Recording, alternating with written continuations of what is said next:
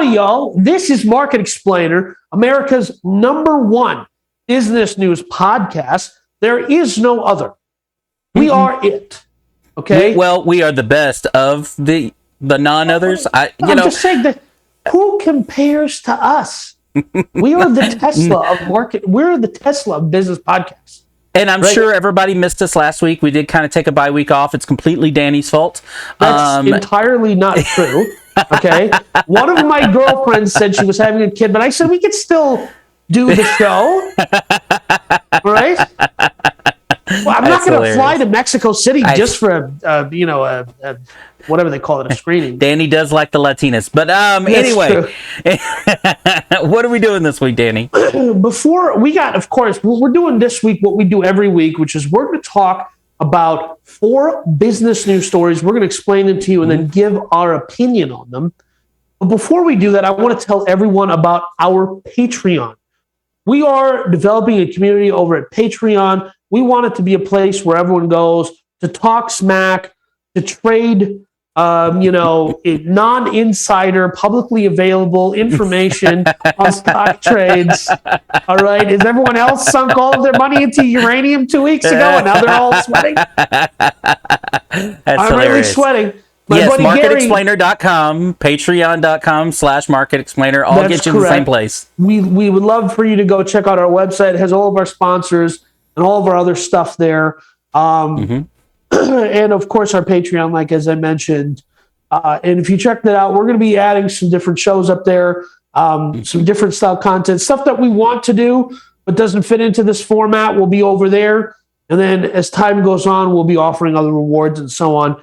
But this first story, China's Lehman Brothers moment is here. All right, that's. I knew you were going to immediately tie these things, and they are not in any way whatsoever alike. Related.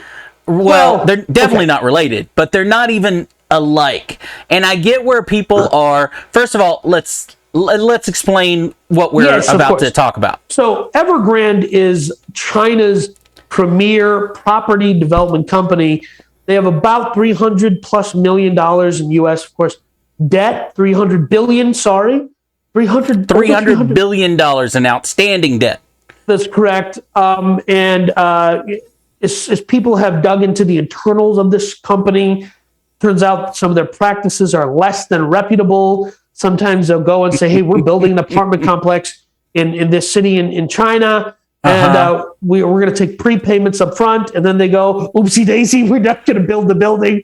And then people go, where's our money? And then Evergrande goes, money? What money? So they claim to be part of 1,300 real estate projects in 280 Chinese cities. Let me ask you this question. Yeah, go ahead. Doesn't 1,300 for having this much debt, doesn't 1,300 feel small? No. It's insanely small. And this is what I would say. So according to the company that is now default technically, but according to them, they say that they have worked out a deal to come current, even though they've missed their first interest-only payment. Yep. Not even full payment, interest-only payment. To the Chinese, capital and economic regulators, it's not like there's ever been an example in recent human history that you can look at and say, hey, maybe this is not going to work if we do this. But there's a difference between the Chinese market and the American market. We'll get into that in a minute. But 100%. According to this company, they have 1,300 real estate projects in 280 cities in China. Right. They are involved in electric vehicle production, property management, the film and TV production industry, theme park construction, life insurance, healthcare, football, and food products for infants. So football being soccer, obviously. Yes. But so this is a company that is there's two parts to this. One, I'm going to say this out front. Again, I mentioned it already. The Chinese government and stock market and how they run things is completely different than the American stock market. The Lehman Brothers and what led to that, if you don't know what the Lehman Brother moment is, this is the moment that the Lehman Brothers in 2008 basically went bankrupt, filed for bankruptcy because they couldn't cover their loans, and it led to, because of the subprime mortgage, they were heavily leveraged in the subprime mortgage, led to what we call the Great Recession. Right, the housing crisis of 2009, GFC, the Great Financial Crisis, is the Great Financial Crisis. So that people are comparing to this because of the amount of debt and stuff like that. However, in America, we have a very finite, it's very difficult in America. Everything ties to everything without a whole lot of, whether you believe this or not, without a whole lot of governmental interference in the way things can fall. Hold on. However, in the Chinese government and the way Chinese stocks and stuff work, they feel like the world market, as we know it, feels like in this instance that the Chinese market will conceal this company, because the Chinese market can do something as simply as the Chinese government could literally write a $300 billion check and go, here you go, y'all are solvent, we'll figure all this out later, and go on about their business. Well, so the part that I like is this moment has been coming for some time. And it was in the recent past, I want to say in the last 2 months, Evergrande announced that they were going to start building electric cars. And as a guy who looks at that, I go, oh, this is simply stock manipulation. They're attempting to, I shouldn't say manipulate their stock. They're attempting to find areas to build a little bit of liquidity to solve their liquidity issue here, because they don't have the capital to keep their loans going. So they understand that the golden child of investment today is the electric car market, the emerging electric car market, China being one of the world's largest markets for electric cars. And so they were trying to take over NEVs, which another Chinese company failed to take over, which was the former Saab, right? So when Saab went under from General Motors, a company acquired them, but General Motors wouldn't release the Saab name, so they had to give them a new name. And that company never sold a car in its life. NEVs never sold a car. National Electric Vehicles of Sweden, which was owned entirely by Chinese companies, and Evergrande said, we're going to take this over, and we're going to start making electric cars. That didn't work out, and they tried another thing. They tried to do all of this to boost their stock, to raise capital, to prevent this moment where they went insolvent. Now, listen, I do agree with you that this is nothing like the Lehman Brothers situation at all, right?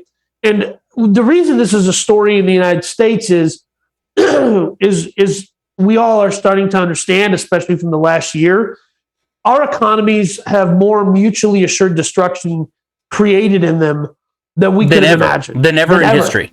We are more connected than anybody of the anybody that fears globalism or globalists for whatever reason. You should be more afraid now than any other. We are economically tied to all kinds of different governments around the world now, and this is how, when I say I don't think this is a huge story, this is how it can become one. Not because of this.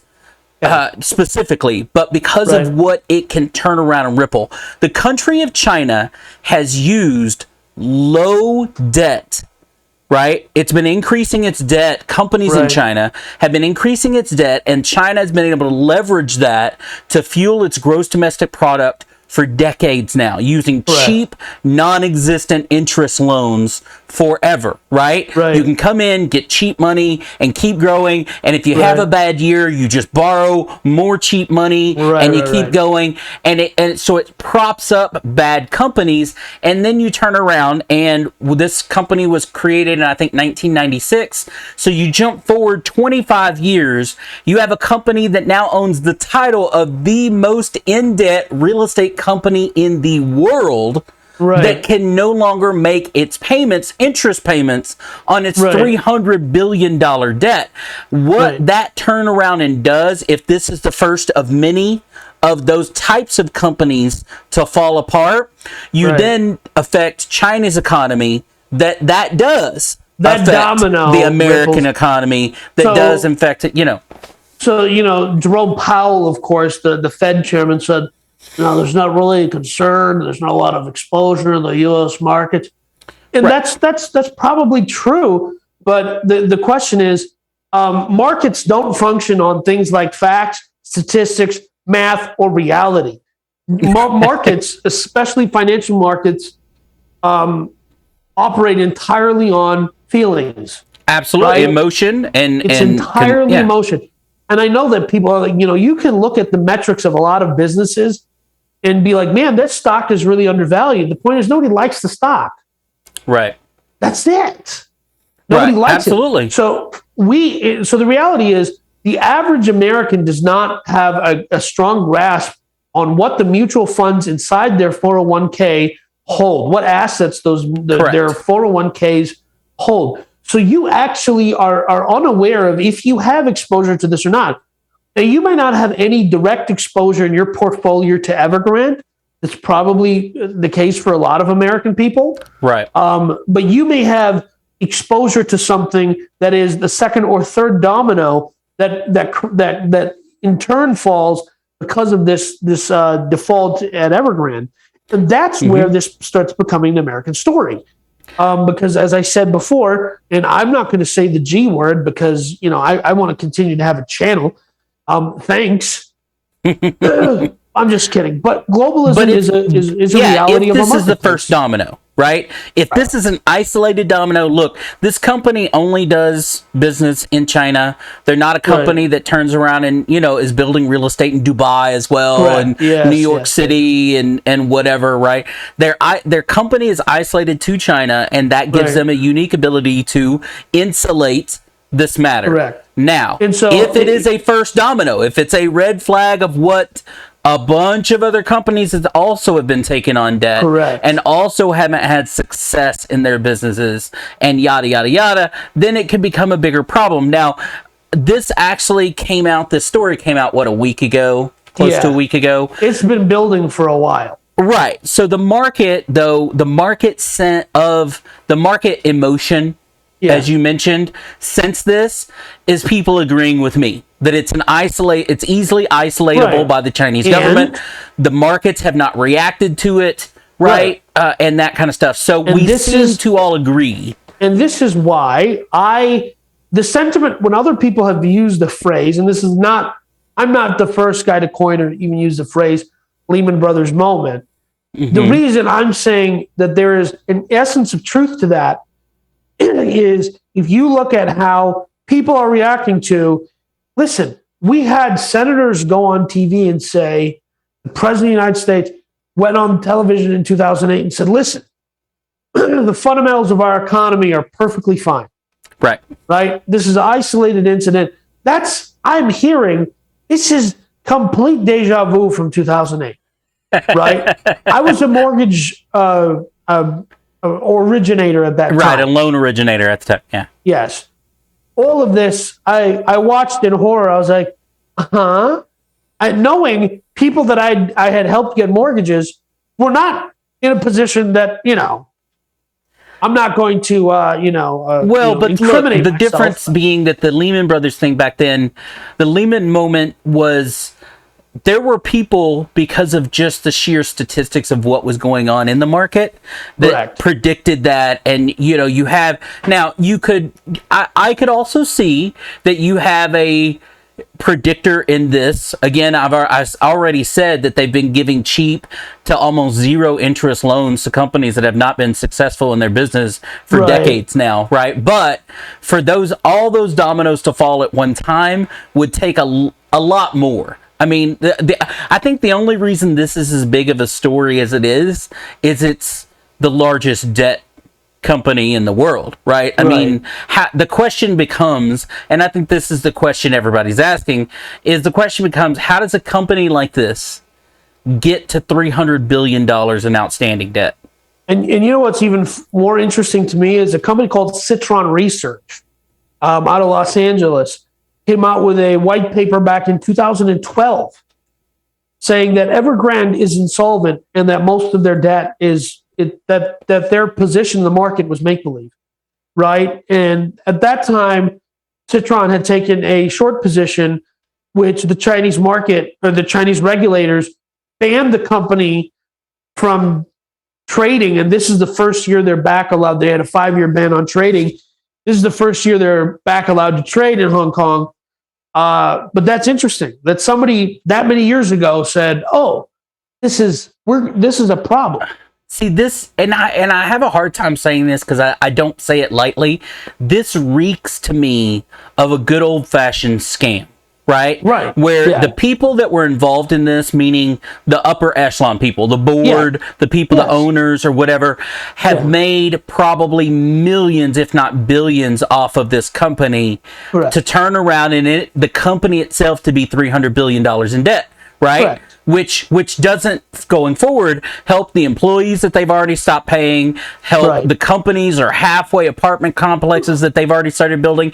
It doesn't help anybody at the bottom, middle to the bottom, but the owners of this company and the board of this company has probably made millions, if not hundreds of millions or billions of dollars. They did what I like like the corporate raiders of the 80s and 90s, but they would just go lever a company up to the hills. They Sears'd it, right? In recent memory, the example would be Sears.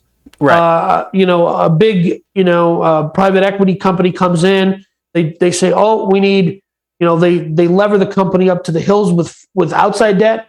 Then their company provides a bunch of, management fees, services, and then they use that outside debt to satisfy those internal bills to their fund. And then file for bankruptcy. Oopsie daisy. Exactly. Right. So, and that's what this feels like to me. It feels like a company that's got away with it now for 25 years, probably got on the verge of getting caught a couple of times, but we're doing just enough work to stay underneath the radar, right? They did finish projects. They did do this. They did do that, whether it was overpriced or build or whatever. Everybody just kind of overlooked it because they kept getting loans to cover it from year in and year out. And then if eventually a loan doesn't come through or somebody that's in charge of something falters or whatever, or you get a person that's in charge of it. I give you an example, and this is in the gambling industry in Nevada. There's a guy I know that is one of the few people that does what he does in the gambling industry, and he had what we call a backdoor deal with with one of the largest companies in the world that comes to gambling, right? The point is he had made a contract with a backdoor deal with this guy that basically said, okay, as long as you get A, B, and C done, I'll make sure a check gets pushed for you. You keep your small company alive because you're providing a service, yada, yada. Well, that guy decides to take a job at another big company in the gambling industry. And guess what happens to that backdoor deal? Even though everybody's fulfilled everything, that backdoor deal's gone. Right. Now you turn around in that backdoor deal that was running just fine while he was there. The company itself, the person that comes in and fills that slot, like, well, I'm not going to do that, or whatever. And now you affect how that company survives, runs, whatever, which in turn affects the first company, right? Because they were getting services and yada. So this to me feels like one of those where maybe there was a lot of backdoor deals going on. I don't know how a company doing what they do gets to a debt of $300 billion. How do you amass that amount of debt on a world stage and nobody blinks blowing a whistle? Yeah, and here's what I think. Ultimately, I don't think this is a story, but it will be a non-story sooner than later because the CCP will just cut a check and life will go on. Right. They'll buy out whoever's in charge of this, or they'll throw them in jail, one way or the other, however they want to handle it. We don't have any opinion on the politics of the nation of China. Absolutely not. And they'll break it apart, into whatever they see fit. And they'll break it apart. And it's just the way they'll do it. And that's why the world stage doesn't see this as a big deal, because they know the Chinese government is going to step in some way, fashion, or form and do whatever they think they need to do to protect itself. You know what I mean? That's all that boils down to. Exactly. Well, nonetheless, before we move on to this next story, I want to tell you about our sponsor for that segment, Acre Gold. Acre Gold, meet the new store of value, same as the old store of value. 2.5-gram gold bars are a great way for the seasoned investor or the new gold investor to get started in investing in gold. Acre Gold lets you build an account, accrue up the correct amount of money, and then when you build up that amount of money, they actually send you the physical gold bars. You can click our link down in the description down below and get started with your Acre Gold account today. That's right. Speaking of Acre Gold, a MailChimp, speaking of billions of dollars that don't make any sense to me, MailChimp, and if any of you are in the marketing industry, you're familiar with MailChimp. They're an email marketing company. They help you automate your email marketing. It blows my mind. I know who they are. I know that I know a lot of companies that use their service. And if you get automated emails, or if you get promotional emails, you've probably seen MailChimp on the thing. If you've looked at the bottom, unsubscribe at all. You know, MailChimp is definitely one of the bigger ones for, and this is the key to this story, is the small to medium business, right? Yes. Small to medium is key. Intel is not using MailChimp, right? Google's not using MailChimp, obviously, right? Or whatever. Small to medium business. So the story here is that MailChimp has been bought out by Intuit for $12 billion. In cash and stock. In cash, well, $12 billion is, you know what I mean? Yeah. However they want to slice that pie, right? But Intuit, if I'm sure you recognize that company, whether you know that company, to me, not as a well-known company as MailChimp as far as the name, but you do know it. Intuit owns TurboTax, which is probably where you've known it from commercials. Intuit's TurboTax. It owns QuickBooks. It owns Credit Karma, right? It owns several too, right? It owns Quicken, exactly. Not Quicken Loans, the software Quicken. The Quicken software, exactly. Yeah. So it's bought I think its last one it bought was Credit Karma a couple of years ago for $8 billion last year. $8 billion for Credit Karma last year. Now turn around and $12 billion for MailChimp this year. And you, among others, are asking this question of why? MailChimp is a MailChimp is a. I don't understand how Credit Karma. Now, I didn't know about Credit Karma, even though I am the business genius of this podcast. I'm the resident PhD holder. Identifies having a PhD in economics. And by holder, he means holding it in his hands. That's correct. But go ahead. No, I'm just surprised that those two acquisitions, especially back to back at these volumes, I don't understand the strategy here. And you know what? Here's what it sounds like to me. It sounds like one of these companies Intuit's going to end up holding it for a year, 2 or 3 years, and then they're going to be like, this strategy doesn't make any sense, and they're going to start. And listen, this is the same thing that happened with Verizon. Verizon acquired all of these media properties, and within 18 months was like, this ain't going to work. And within 24 months of having made all those acquisitions, was spinning everything off and selling everything because it didn't make sense for Verizon to own Huffington Post. The same way, why does Intuit own MailChimp? Kind of makes sense because their existing customer base that uses QuickBooks, they probably need email marketing services, so that kind of makes sense that they have that. But Credit Karma, that's a consumer platform. That doesn't, I think, like I said, the key to this is small, medium business, right? Yeah.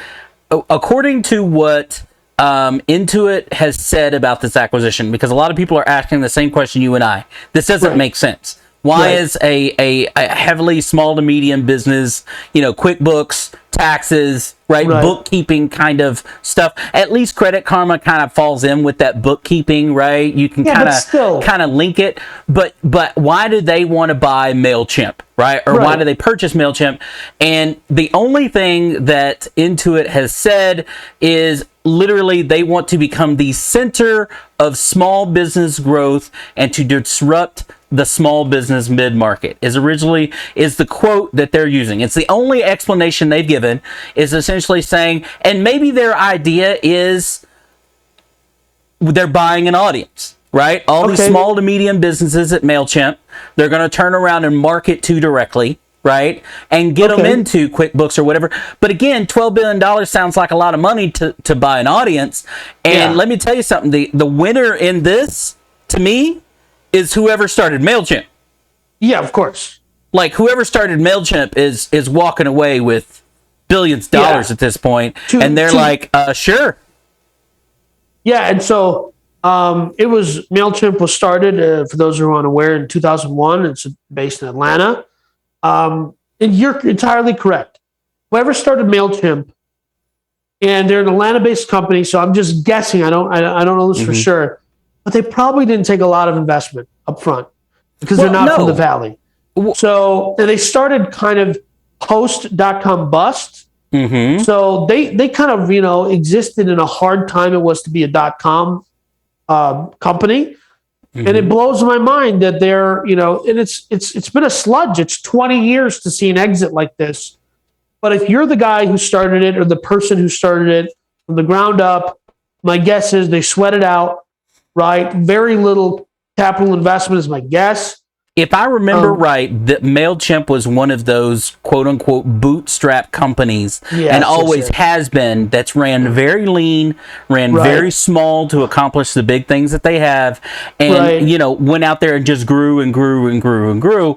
And if I remember correctly, they were a bootstrap company, and then you turn around 20 years later, being a bootstrap company, and get $12 billion for your product, that's got to feel pretty good. Right. Whether you understand what it's going to be used for or not. I guarantee this is one of those acquisitions that if you go to MailChimp, whoever is the CEO of that company or owner of that company or whatever, and you go, hey, do you know why Intuit bought you? And they go, they handed me a $12 billion check. I have no clue. I don't care. So here's what's interesting. In 2019, which is the last recorded data I could pull up, they had revenue of $700 million. So this isn't even they're not even doing revenue annually of $1 billion. So, I mean, there's no physical product here. So this is, they probably have a decent profitability. They probably 20-30% profit, something like that. Well, it's all online product, right? They don't have a real product, right? There's no tangible, they're not manufacturing anything, whatever. Exactly. Their highest cost is employment. Right. So that's what I'm saying is their highest cost is HR. So that's what I'm trying to get at is my guess is they have really high profitability, but still, they're at 700 million. They're 12x earnings. They're over 12x earnings at that cost basis. Blows my mind that people are paying this much for something, right? But the reality is, we're two people who understand email marketing, right? We have a grasp of what that is. Can you name the number two after MailChimp? No. Okay.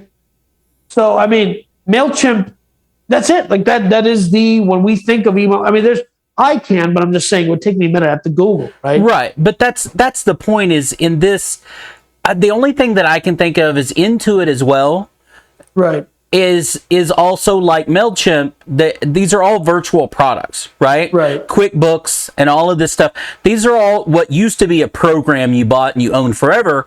They now charge you monthly access for, much like Word or anything else. Yes. So these are all high, very low overhead, but high value products. They generate monthly revenue with little to no maintenance from the company, right? Right. The tax software that changes once a year, right? Yeah. The tax code changes once a year, right? Correct. So the investment of that is in that once a year update, right? Right. And then it's just maintenance. Credit Karma, I don't even know 100% understand what Credit Karma gives anyone of value. No clue. Other than as apparently it gives people suggestions on how to make their credit better. But again, what are those suggestions and who controls what that means? Because that's an ever-moving target all by itself. Right. So it could be 100% outdated information and you or I or anybody else wouldn't know any better. Right? Because listen, I know exactly what the basic, when it comes to fix your, send letters to the credit bureaus and ask them to remove this. That's not information that is too hard to come by for free. Well, so Intuit is spending what, according to this article that I pulled, Intuit is spending 10% of its market value to purchase MailChimp. Now, but still, when you say that's 10%, that's nothing. But then it's over 10, like the $700 million in earnings in 2019 to $12 billion acquisition. Huh? Who's doing the math over there? You guys have all this. You guys have all this math software. Who's doing this math? Well, that and who's negotiating. Look, sometimes, we have this in the real estate market right now, right? I can easily make sense of the fact that that house that someone is buying for $600,000 is only worth $400,000 or $450,000, and people are still buying it. So in this case, did somebody go to MailChimp and MailChimp's like, "Are you crazy? We make almost $1 billion a year and do next to nothing around here. We're all getting paid and we're all doing fine. Thank you." And they go, "Well, what if we write you a check for $12 billion?" And they're like, "Ah, crap. There you go. Yeah, and like, I mean, there you go. You know what I'm saying? Like, we don't know what negotiation and you know what I mean. I don't know that MailChimp was definitely not a struggling company. Right, well, that kind of stuff. So I think this feels like one again to me like a buyer in today's real estate market that really wanted something.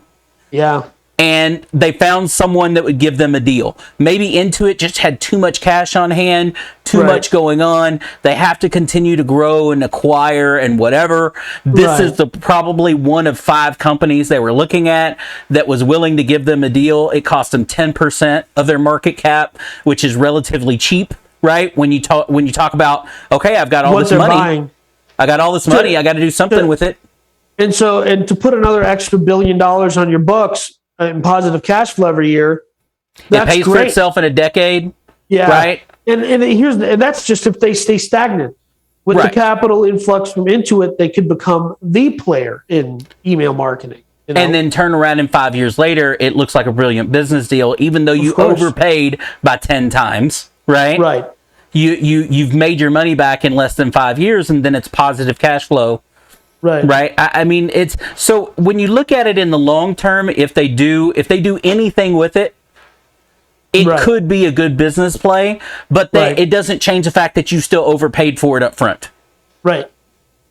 And I'll never get over it. Listen, I will never get over this moment in time that where we live right now, in which we live, where the capital that people are expending to do acquisitions and the valuations placed on companies are not tied to anything related to their earnings or their profitability.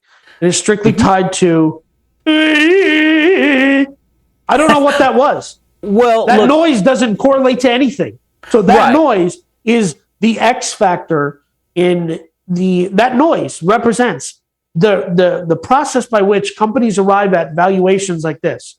Yeah. That's it. Well, look, and here's I judge a lot of things by how the market, we've talked about in our first story, how the market responds to something. After all of this came out, Intuit stock went up like 10% of 1%. Right. Like the market itself gave a big yawn, like, nobody cares. You bought okay. All right, whatever. You've got too much money and you bought something stupid. Like it reacted like a teenager buying something that they're really proud of, but the parents are like, "Really? You needed another game? You know what I mean? Gaming console? Why did you need that? All right, fine, whatever. Go back to your business, right?" Yeah. So the market reacted not at all to this. Right. Again, the key to me when you say, well, you don't understand the valuations, and I agree with you on that. Right. But the key to that, to me, in all of these acquisitions, is the cash and stock. Right. Because we all know, going all the way back to Matthew McConaughey, Wolf of Wall Street, right? Right. It's stock. It's all fairy dust in the wind that never hits land. Nobody knows if it's going up or down. Yeah, it's all pretend, right? Exactly. When he's doing that, right, in the restaurant, and he's telling him, hey, look, stocks are all fairy dust and, whatever. Yeah. And he's explaining to him when they sign the bottom of those stock options for MailChimp and whatever, it's pretend. It's pretend money. If they didn't disclose how much of it was cash and how much of it was stocks, but if it's $2 billion in cash and $10 billion in stock, they just gave you $2 billion. That's all. Yeah. and the rest of it is monopoly money. Right, so exactly. That's fair. Right? That's a fair assessment when you put it that way. When you say it's cash and stock, it could have very well been $500 million in cash. The rest of it's in stock, protected stock, which you can't sell for 5 years. Who knows? So that is imaginary after that. It could be worth zero, right? Yes. It could be worth $0. It could, and this used to happen in the 80s and 90s, is that a company would come in and purchase your company for the essentially retirement benefits of your upper level staff, right? All the owners and managers, hey, I'm going to buy you out for what this costs, and everything else is going to be a portion of the new company. And if it fails, the upper echelon are taken care of, which is all they cared about to begin with. Exactly. And it's just the middle and the employees that get shafted. So we'll see. We'll keep an eye on this and see how, and if they ever disclose, which I never would, right? No. How much the split is, it could be a lot better deal than we think. And hey, fun fact before we move on to this next story, but fun fact about that scene in Wolf of Wall Street. Yeah. Matthew McConaughey was just doing that chest pounding thing to get himself pumped up for the scene, and they just happened to be recording. And that's why you see Leonardo DiCaprio kind of looking around like, what am I supposed to be doing here? And it wasn't in the script. He just started doing it. So they're like, all right. Some of the best scenes are that way, though, in movies, where it's just actors going, all right, I'm going to do this, or I'm going to try this, or I'm going to whatever. Hey, and I, for one, appreciate the talent of our future governor. So that's a completely different conversation that we should have on Patreon just because it would be great. All right, so we're going to jump into this next story about a new private space company, because that's what America needs today. But before we do that, I want to tell you about Big Man Gear. You can go to bigmangear.com. You can gear up with the Big Man Gear's idea of funny merch. It's delivered to you via Amazon Prime because, hey, none of us have to hide from our spouses or the people we live with how much we ordered from Amazon. That's right. I'm not saying that my friends had a virtual Zoom. They had to sit me down and say, hey, we think you have a problem. You had a Zoom intervention about your Amazon Prime membership? That's correct. Yeah. I did promise to remove one-click ordering from my account. Good luck getting me to try to do that. But I personally want to thank Elon Musk for being able to send me a bunch of cheap goods and services. I'm sure they're all made very ethically and delivered ethically as well. Go to bigmangear.com and you can get all of that stuff that we just mentioned. So our good friend Steve Wozniak, he's a good friend of ours. Yeah, I'd like to be called Woz, is starting a company called Privateer Space. Yes. Now, I know what you're thinking. Here's this guy whose net worth can't really be pegged to anything, right? Okay. Here's this guy whose great claim to fame was that he was the co-founder of Apple, ousted from Apple before they created the iPhone or anything that we think of when we think of Apple in the modern era. Yeah. So it makes perfect sense that he's starting. By the way, Woz was on a fantastic knockoff Shark Tank show that was only put out on YouTube, which we talked about, called Unicorn Hunters. I watched the first episode, and watched is a strong word. I survived the first episode. Did it last past the first episode? I wouldn't know. Didn't care. Not going to look it up anymore. And I actually happen to have some friends who were out in the Valley a couple of years ago raising money. They cold emailed Woz, and they got him to show up to a meeting. So I'm just going to go out on a limb and say Woz is probably a nice guy. He probably has over $100 million in net worth.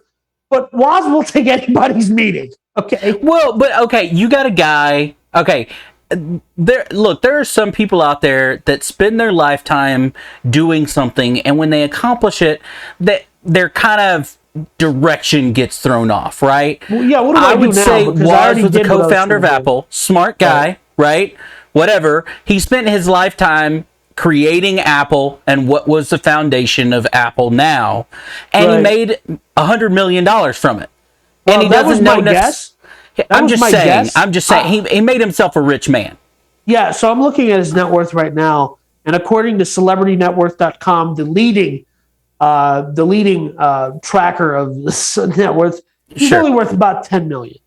Okay, I bet it's worth. I bet he's worth $100 million. Yeah, I mean, that's my guess. Yeah, the point though is he made himself a rich man, and then that was kind of just what he did. The creator of Minecraft sold it for, I don't know, $1 billion, something insane. Right. Notch. And then he came around like 2 years later and was like, I just sit around my house and do nothing all day. Like, that was my life's work, and I don't know what else to do now, right?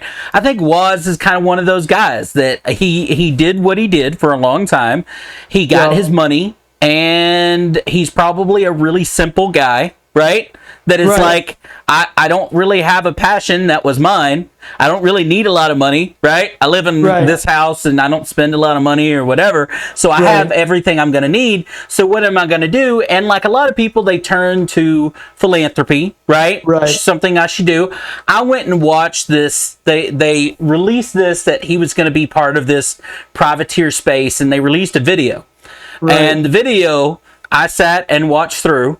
And I'm still not sure, like most people, what exactly this company wants to completely do. It was a whole lot of humanitarian type of, we're going to go to space together. It's this all together. It's about space junk and helping junk. Well, so space junk. See, if that was part of the story, was space junk. And look, let me tell you something. That is a huge industry going forward. Space junk is a big deal in the future.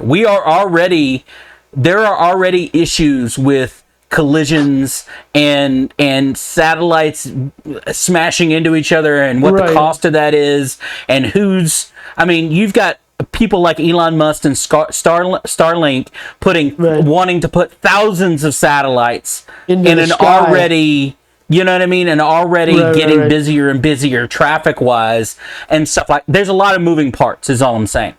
Right. So space junk will become a real thing, considering there's still stuff up there from 50 years ago. Right.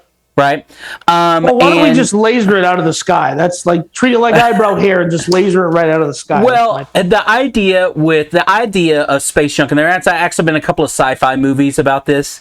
The idea, though, of space junk is, how do we reclaim a lot of that? Get it out of the way. How do we reclaim it safe? If you reclaim it, there's a cost benefit to it, right? Of reclaiming it. Anyway, so the point is if that's your answer. Let me just go out on a limb here and say the future of reclaimed space junk will replace reclaimed wood in the houses of hipsters who wear wide brim felt hats.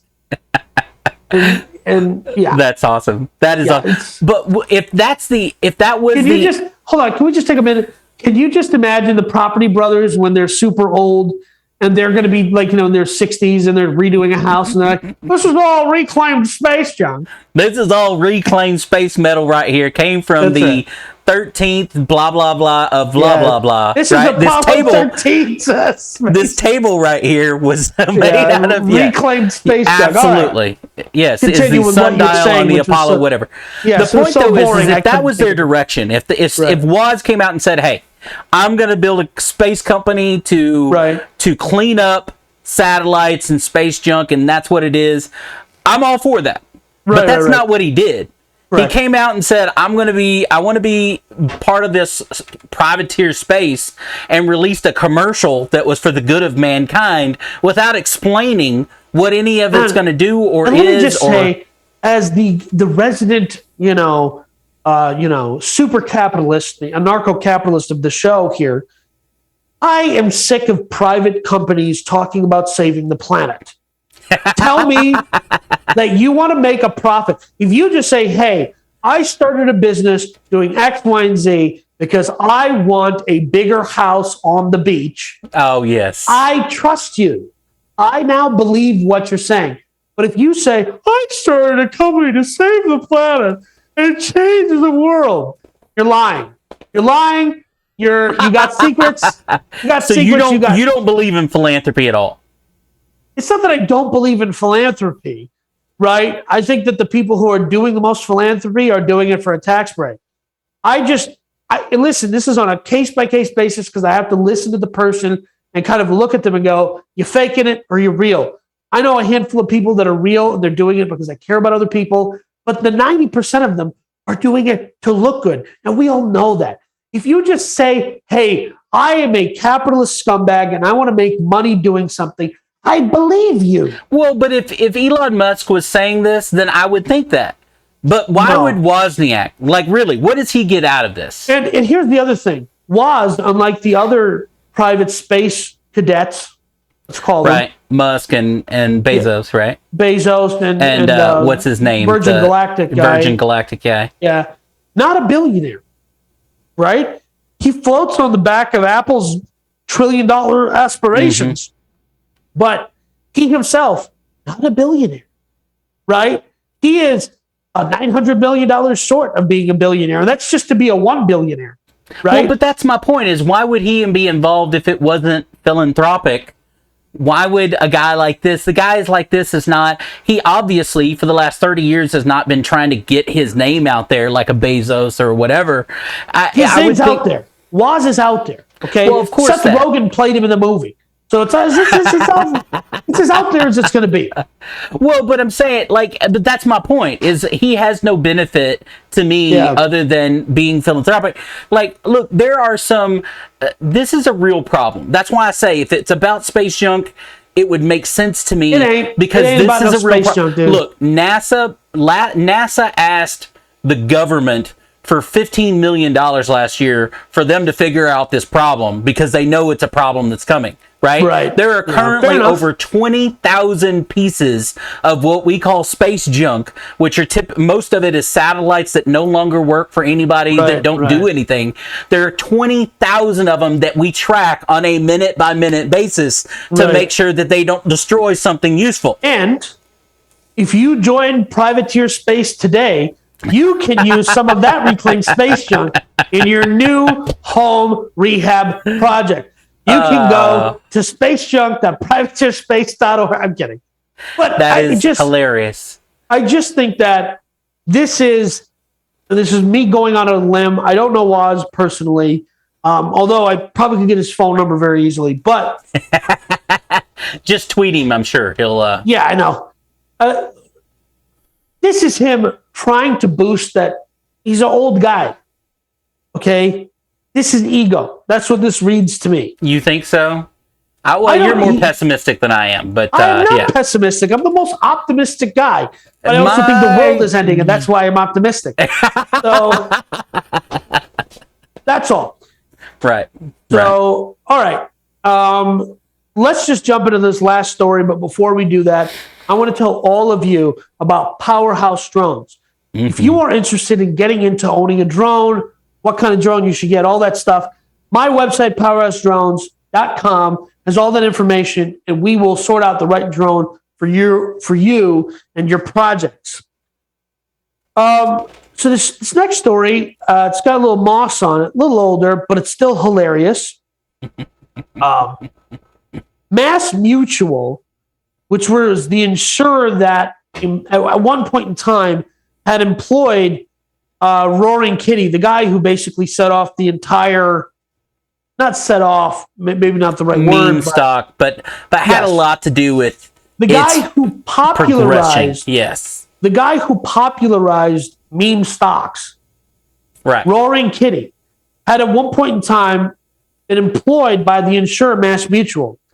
Well, Mass Mutual has now been fined for $4 million. Look, this is what people look. I know a bunch of financial advisors, right? Yes. At all different levels, right? And mutually, we probably know about 10 or 15, right? Right. And whether most people may or may not know this about people that work in the finance industry at any level, right? Right. When you're talking about Mass Mutual, when you're talking about TD Ameritrade, whatever, in the financial industry, there are an insane amount of regulations of what people that work in that industry can and can't do, right? And say. Right. So that's why you don't ever see a TV commercial about an individual financial advisor. It has to be about the company, right? There's a whole bunch of guidelines about what they can and can't do. This is basically predicated because that guy, Gill, right, is his Yeah, name, Keith Gill. Keith worked for the company MassMutual. He was not a financial advisor. He was not a Correct. licensed financial agent or anything like that.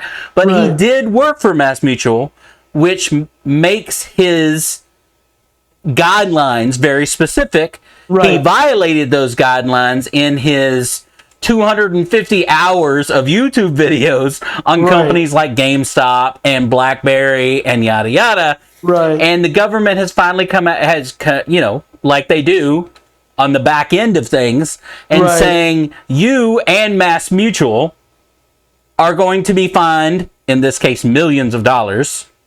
Because MassMutual in this case, which I guarantee you, MassMutual, whoever's in charge of liability at MassMutual, had no idea until they got a letter from the court system. And this is so weird because I think his YouTubing really only took off.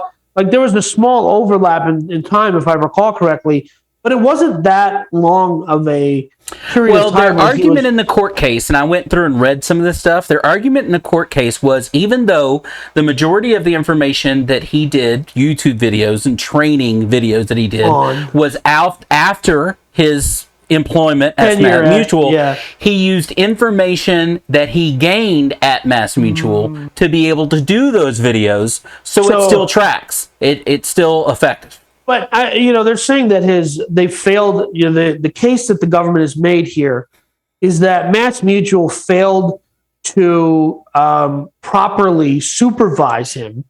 But we're seeing this in other verticals of employment. The government is coming down on people and saying, "Hey, you have to do a better job of keeping these people in line." We're reaching a point, both in the financial sector and other sectors. We're not a political show. I'm not trying to make a political statement, but it feels as though the government is outsourcing. It's like, the micromanagement and micro regulation of individuals to do what they say and want to corporations and saying, hey, it's your responsibility to clamp down on the people when these people have, ostensibly rights to just talk because of the First Amendment. Well, but it's always been that way. What has changed, though, is technology makes that very difficult, right? If this was 40 years ago, this guy loses his job, and then he goes out and finds whatever many people to give him money to buy GameStop at the time, goes from $19 to $419, right? And he makes money, nobody would ever know or care, right? But we live in a world of technology. Here's what I think is the greater problem that they're trying to get a hold of with these massive fines, is they're trying to put it off. How in a world of technology, in a world where we can go to Reddit and post things, we can post things on YouTube or whatever, I can create the masses and get them on board with something. How do we mitigate that? How do we control that when, if I have a bad experience at a local Austin bakery, and I can go on the internet, and if I go viral talking about this Austin bakery, there can be enough backsplash from people all around the world to get that bakery closed down. How do I mitigate that as a government, even if what I'm saying is a complete lie? And I think that notion, again, we're not a political show, and I'm not trying to be political. I'm just saying it sets a bad precedent when the government is trying to get because they realize the government is maybe hamstrung or they're handcuffed from being able to regulate individual behavior on this. Because they can't go directly after him. They can't go directly. What he did with the YouTube videos is freedom of speech, He was only putting information out there. He didn't force anybody to make a trade. He didn't force anybody to buy or sell or whatever. So they couldn't go directly after him. This is one of those where they're going to go after, an intern somewhere in the government found that he worked at MassMutual 2 weeks before he started, his videos went viral or whatever.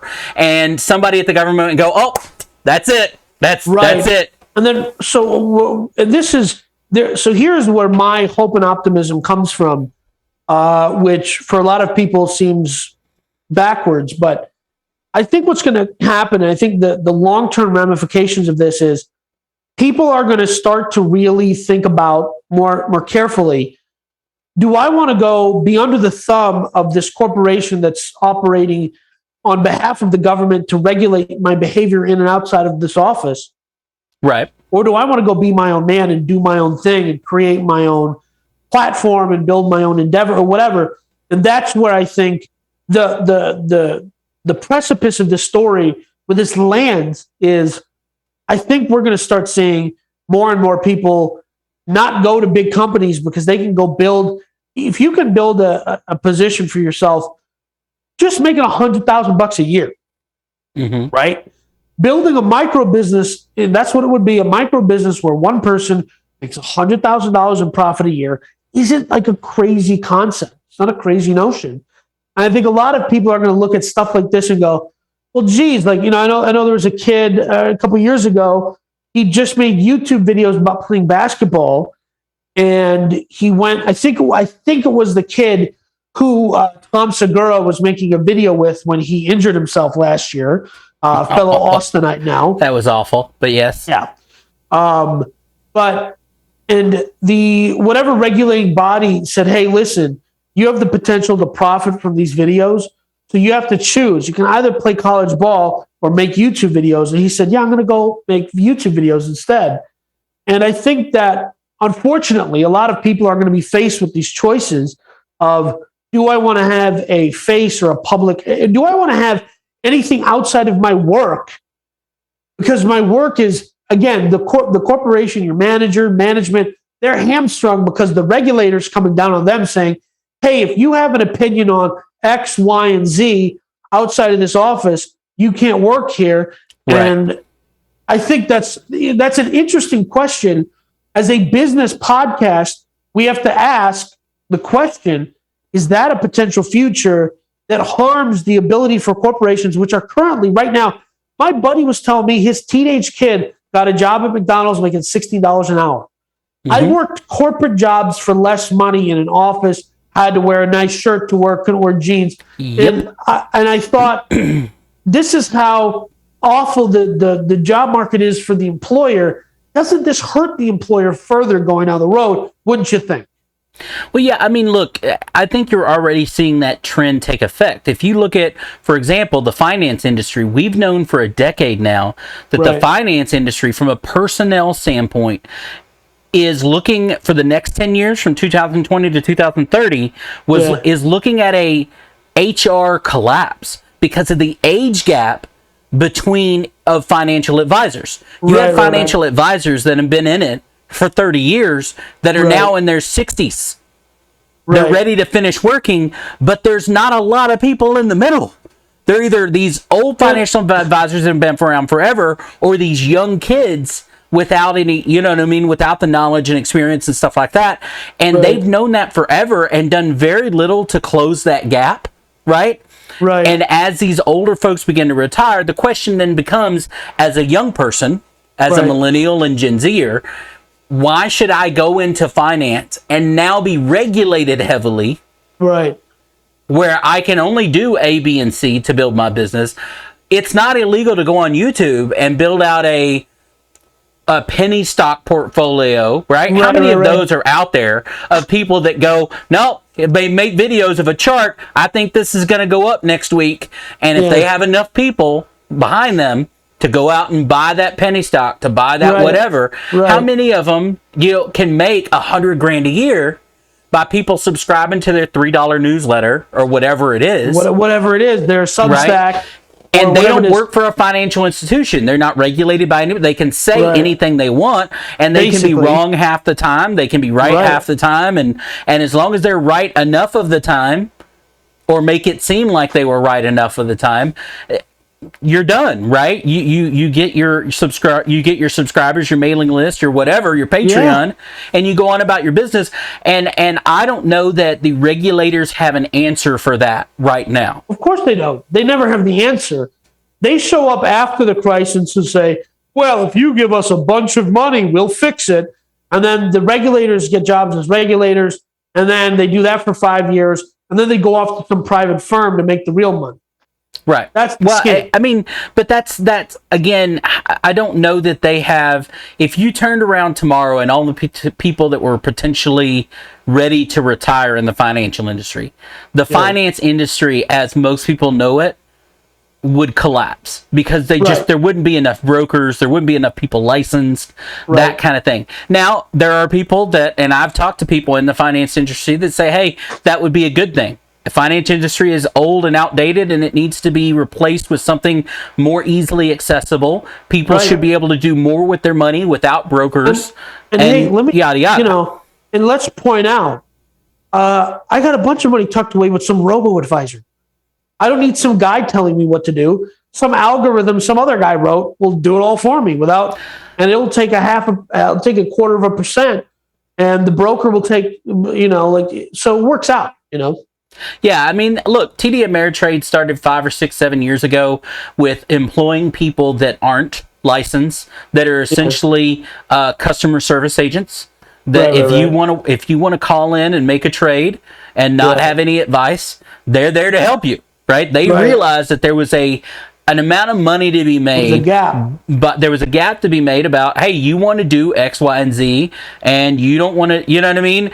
And it allows them to not be responsible, right? Like, you're calling in saying, I want X, and this customer service agent is being paid to just do what you tell them. To execute your thing, Right. Very good. Well, I think that wraps up our show for today. It does. If you want to, of course, all of our sponsors are down in the description. Click those. Go to our website. Check out our Patreon. It only took 2 months. We finally got our Facebook page with the correct name on it. They continued to try. It took forever. We're going to do that as another thing on our Patreon. Is we're going to have Danny tell us the 2-month story of how he got our name changed on Facebook. But there's no story. All I could do on this video would be smash my laptop against the wall. Well, that's what the story. That's what the video would be. Hey, I literally called Facebook. Oh God! I found their phone number and called them. Did anybody ever answer? No, but that's not the point. The point isn't that nobody answered. The point is that I called them. I'm going to make Danny do that as a Patreon video. Is tell us exactly how he feels about the Facebook transition. All right, Danny, do you have one of your stupid comments for us here for the end? I do not have a stupid comment for you. I just want to leave everybody with this 4-word phrase: Black Swan Event Horizon. I don't know what that is. And anyway, see you next time, folks. By the time you figure it out, it'll be too late.